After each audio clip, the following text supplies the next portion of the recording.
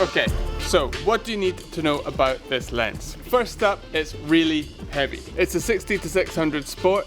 It has weather sealing, there's optical stabilization, loads of customization buttons. It focuses pretty fast, it rotates. I'll let you see like 7.3 seconds of Sigma 60-600 Sport by Sigma B-roll now.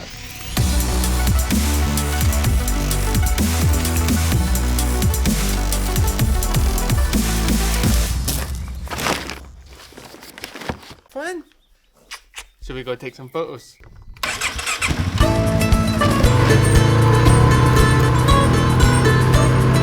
So I'm in Scotland this week and we're on the family farm and we have some animals here, so we're going to test out this nice long lens with some of these Hotland.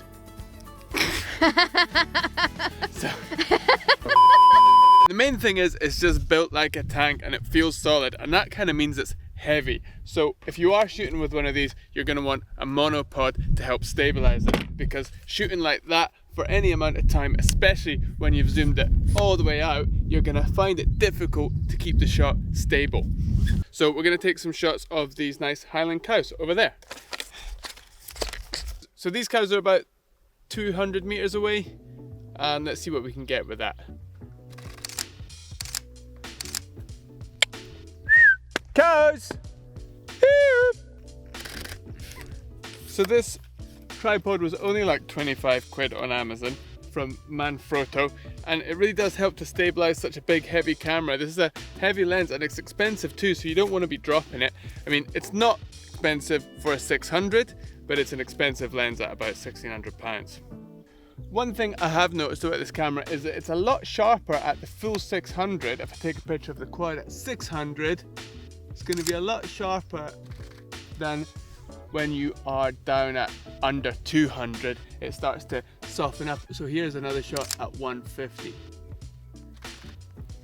We'll try and get this guy who's staring right at us a nice detailed portrait of him. So let's just see how far we can push it with these cows before they tell us to go away.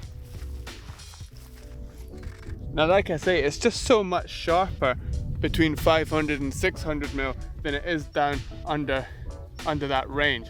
So I tend to do most of my shooting between 500 and 600 to get as much sharpness as possible while I'm shooting. So all in all, I'm pretty stoked with this lens so far. I'm looking forward to getting some surfing shots and some sports shots in the near future. In the meantime, I'll be shooting as much wildlife as possible. Also, for anyone asking, I'm using this lens with the Canon R6 and the EOS R, and it works fine with both the official adapters and like non-branded adapters.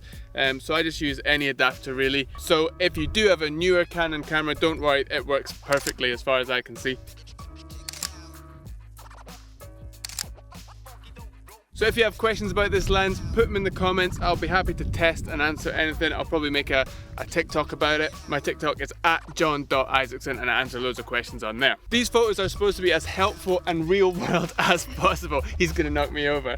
Without adding loads of unnecessary info. So if you like these videos, don't forget to subscribe. Keep putting one foot in front of the other and keep it moving, and I'll see you in the next one. Okay. Oh. I won't leave him alone. Should we go for a ride? Should we go for a ride?